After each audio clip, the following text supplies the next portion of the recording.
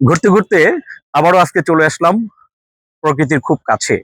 আসলে প্রকৃতি যখন টানে তখন পৃথিবীর সব টান তার কাছে নিশ্চিহ্ন হয়ে যায়।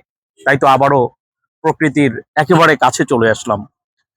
আসলে প্রকৃতির কাছে আসলে অটোমেটিক্যালি মনের কোন জায়গা থেকে যে ভালো লাগা শুরু হয় সেটি আসলে বোঝানো মুশকিল। এদিকে শুধু চারিদিকে ফুল আর ফুল, আবার ফলের সমারোহ, চোখ জুড়োনো সৌন্দর্য দেখলেই মন ভালো হয়ে যায়। প্রত্যেকটি মানুষেরই উচিত যে মন ভালো করার জন্য প্রকৃতির সান্নিধ্যে আসা। আমরা আসলে পৃথিবীর কত জায়গায় যাই, কত জায়গায় সময় দেই, কত কিছু করি, কিন্তু শুধু প্রকৃতির কাছেই আসতে পারি না। প্রত্যেকটা মানুষের উচিত একটু ভালো থাকার জন্য প্রকৃতির খুব কাছে আসা। অপূর্ব সুন্দর, চোখ ধাঁধানো সুন্দর, যে সুন্দর যেই সৌন্দর্য আসলে বলে বোঝানো যায় না। আল্লাহ রাব্বুল আলামিন প্রকৃতিকে আসলে এমন ভাবে সৃষ্টি করেছেন যার কাছে আসলেই মনটা অন্যরকম ভালো লাগার মধ্যে ডুবে যায়।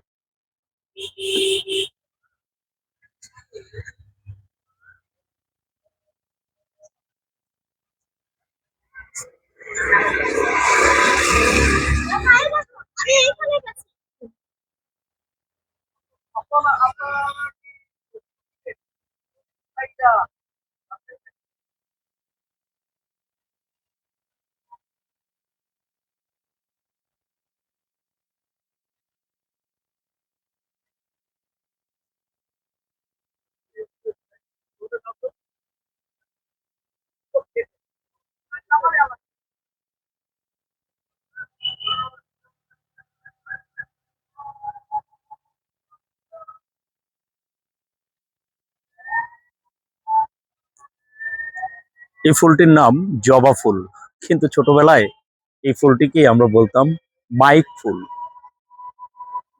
তখন বুঝতাম না, বাট অনেক ভালো লাগার দিনগুলো পার করে চলে এসেছি।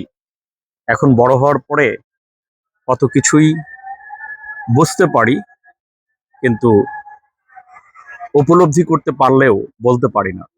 কিন্তু ছোটবেলায় এই প্রকৃতি নিয়ে কত খেলা, কত আনন্দ, কত সময় কাটানো, বাঁধ ভাঙা কত আনন্দই বা না ছিল। কিন্তু আজকে বড় হয়ে যাওয়ার সাথে সাথে আনন্দগুলো কোথায় হারিয়ে গিয়েছে। তাই তো মাঝে মাঝে প্রকৃতির কাছে ছুটে আসি একটু নিজের মতো করে ভালো থাকার জন্য। আসলে ভালো থাকার জন্য খুব বেশি কিছু প্রয়োজন হয় না।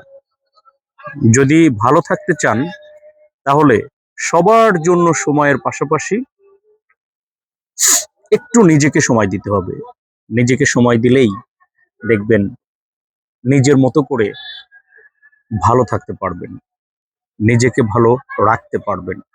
এই পৃথিবীতে আমরা তো শুধু ভালো রাখার জন্য কাজ করি, কিন্তু ভালো থাকার জন্য আমরা পুরুষ মানুষ কোনো কিছুই আসলে করি না।